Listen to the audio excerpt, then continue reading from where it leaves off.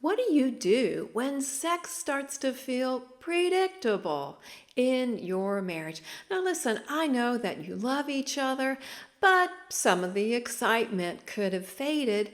And don't take that as a red flag.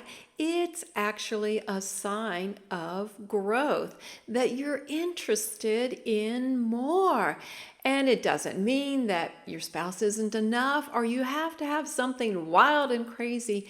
It just means you want to feel special. And that's a perfect feeling for sexual intimacy in your marriage. So if you've ever thought, I don't know why I haven't talked about this out loud before, then today's video is for you. What's the question? What do you do when sex starts to feel predictable in your marriage? So first of all, I just want to encourage you and tell you you're not alone. This is fairly typical. Just think, it's a long-term relationship. So there's a lot of familiarity there, which is wonderful. That is your security at work, your emotional safety at work. But that can also mean potential for boredom if you're not careful. So don't think of it as a sign of failure. Rather, think of it as a sign that you want deeper connection, continued fresh life in your marriage. You want more for your sex life ultimately because you know it's better for your marriage at large. What else do you need to know? Okay, I have 5 tips for you to help you increase that feeling of intimacy, that excitement in intimacy. Here we go. Number 1, use words kindly, with care and courage, because this is a delicate topic and you haven't talked about it maybe as much as you should. So just get that in your head ahead of time to be prepared. Don't just flippantly have this conversation. If you want it to be effective, then you need to give it some thought. You are going to commit to say things out loud that haven't been said before. You're going to shift the tone from what could be blame, and you want to shift it towards connection. You want more because you value your marriage. So it's not about what you're not doing, but it is about what you want more of. As long as you set this whole conversation up with a positive tone, it's going to help everything go much better, so it won't feel quite as awkward. But really, you are mirroring God's design when you have conversations this way. You are inviting God's love and grace into something that can be very delicate, but from that perspective, it's absolutely going to go so much better. What is my second tip for you? We'll add simple touches and intentional things. This doesn't have to be wild and crazy, just more meaningful. Hey, get back to the music, those special candles, have a joint shower, flirt like you've never flirted before. All of those things can be done easily, without great expense, and more importantly, you want things you can be consistent with. You want to sustain all of these efforts towards love, not just, 1 month we'll try these things. It needs to be a habit. It needs to be an entire shift in the patterns of your relationship. How about step number 3?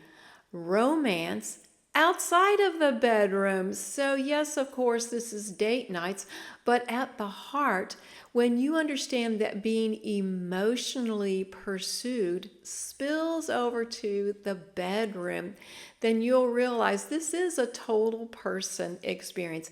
And that's also a part of God's design for sexual intimacy in marriage. It is a spirit, soul, and body connection and oneness. So you can begin reincorporating that if it's been a while or if that's new to you, then you can be excited. This is something that you can do that will definitely make a difference. This is what you need to keep in mind. When you intentionally show romance, it will draw your spouse closer to you, and this works with husbands and with wives. What about number 4? Surprise and creativity go a long way. So all the little gestures, we've mentioned some, but you could also consider changing up your setting, picking a new time of the day, trying something new together. Have you created a sexual playlist or a bucket list for your sex life? That is a very real and fun activity to do. And all kinds of things could come from that. But a little creativity that adds that fresh sense of surprise will totally begin adding a freshness for you. And how about number 5? I want you to revisit your initiation plans. Oh, that sounds like a mouthful, so let me unpack it. Maybe you've had this conversation in the past about who typically initiates sex.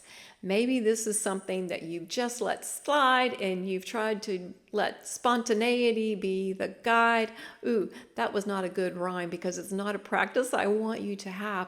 I would rather that you create an initiation schedule only so that both of you feel equally involved with setting up fun, new, meaningful activities together. What research shows is that when each spouse initiates sex in some form, then they will begin to feel special. They will feel wanted. And that is what we're going for, big picture.